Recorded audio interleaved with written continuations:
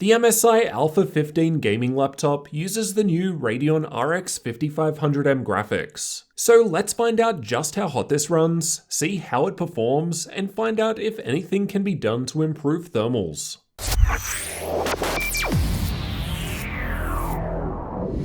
I've got the A3 DDK version of the Alpha 15, so there's an AMD Ryzen 7 3750H CPU, the new Radeon RX 5500M graphics, 16GB of memory and dual channel, and a 1080p 144Hz screen with FreeSync. There's also a cheaper A3DD model with small changes. You can find updated prices to both linked in the description. Air is pulled in underneath the machine through the large mesh area towards the back. It's then exhausted from the left and right corners out the back and back left corner. There's no exhaust on the right side, so your mouse hand won't suffer. Inside there are 7 heat pipes in total, but only 2 are shared between processor and graphics. The MSI Dragon Center software can be used to swap between different performance modes. I've tested silent, balanced, and extreme performance here. Basically, I only found these modes to adjust fan speed. Silent mode lowered the GPU power limit, but otherwise there were no other differences. I've also tested with the fan on the default automatic speed, or with Cooler Boost enabled, which maxes out the fan speed. Thermal testing was completed in an ambient room temperature of 21 degrees Celsius, so expect different results in different environments. No undervolting has been done here, as that's not currently possible with the AMD mobile platform. At idle, it was on the warmer side. The rest of the results are from combined CPU and GPU workloads, and are meant to represent worst case scenarios as I ran them for extended periods of time. The gaming results towards the upper half of the graph were tested by playing Watch Dogs 2, as I find it to use a good combination of processor and graphics. The stress test results shown on the lower half of the graph are from running the AIDA64 CPU stress test with only the stress CPU option checked, and the Heaven GPU benchmark at max settings at the same time to fully load the system. With the stress tests going in silent mode, the GPU was hardly much warmer. However, the CPU rises to its highest temperature of almost 81 degrees, which honestly doesn't seem too bad compared to most Intel-based laptops I've tested, which easily surpass 90 degrees.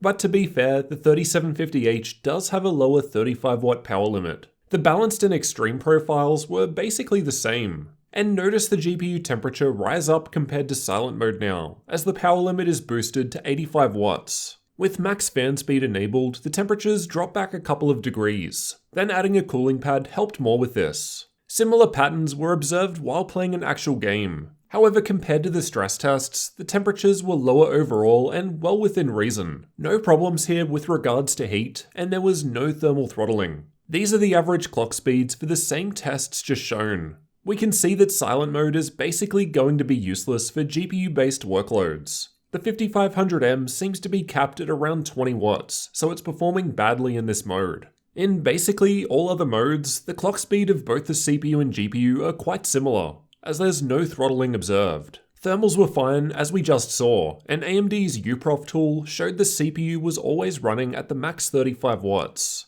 and the GPU was 85 watts outside of silent mode, so performance should be pretty consistent. Here are the CPU clock speeds while under a CPU-only stress test. So the GPU's idle. Again, there's minimal difference between the different modes. Temperature's lower as we step up the performance mode, but that's as a result of the associated fan speed increase, which you'll hear soon. In all cases, the 3750H was sitting at its 35W limit according to AMD's UProf tool. Here are some Cinebench results from different laptops to get an idea of how the MSI Alpha 15 stacks up. The performance from the 3750H was in line with other laptops that I've tested with the same CPU, and the i5 9300H in the Lenovo L340 was only just ahead. It's worth noting the L340 capped the power limit to 35 watts, same as the 3750H. I found this quite interesting. Sure, the TDP limits aren't directly comparable for different reasons, but with similar power budgets, we're seeing similar performance. To be fair though, most laptops will run the i5 9300H at 45 watts, so in most cases it will do better than what I'm showing here. But I thought this was interesting as more of an apples to apples comparison. To see how the different settings actually affect gaming performance, I've tested Shadow of the Tomb Raider with the highest setting preset using the game's benchmark tool. Like we saw earlier, there was basically no difference between balanced and extreme modes. Silent mode, on the other hand, was completely unusable. As we saw earlier, the GPU is capped heavily, making this mode terrible for graphically intensive tasks like gaming. If you want to see more gaming benchmarks from the Alpha 15, check the card in the top right where I've tested 21 games at all setting levels. As for the external temperatures where you'll actually be putting your hands, at idle it was in the low to mid 30s, pretty standard. In silent mode with the stress tests going, it gets to around 38 in the center.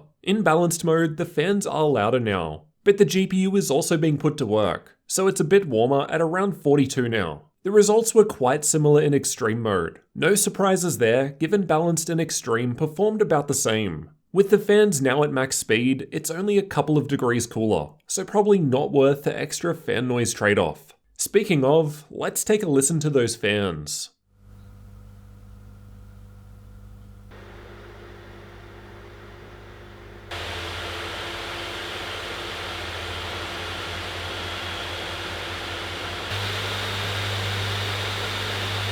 At idle, it was completely silent, no fan noise at all. With the stress tests in silent mode, it was on the quieter side. But again, the GPU doesn't perform well here, so it's going to be far less useful for graphical-based workloads. In balanced mode, the fan speed picks up and is about on average compared to most gaming laptops I test. And it was basically the same in extreme performance mode.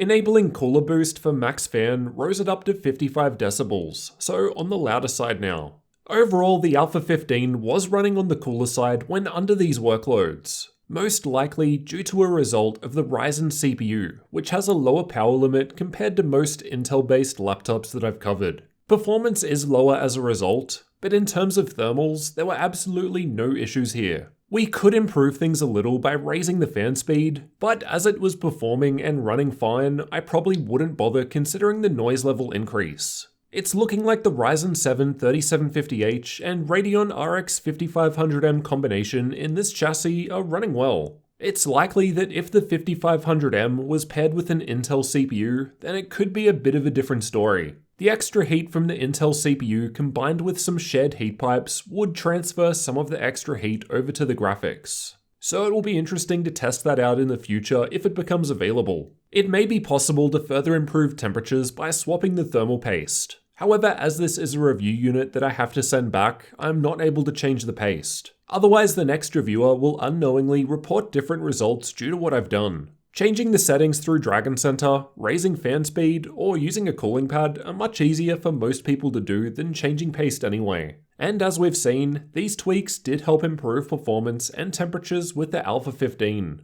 Let me know what you thought about the thermals from the MSI Alpha 15 gaming laptop down in the comments. And if you're new to the channel, you'll definitely want to get subscribed for the upcoming full review to see everything this machine has to offer.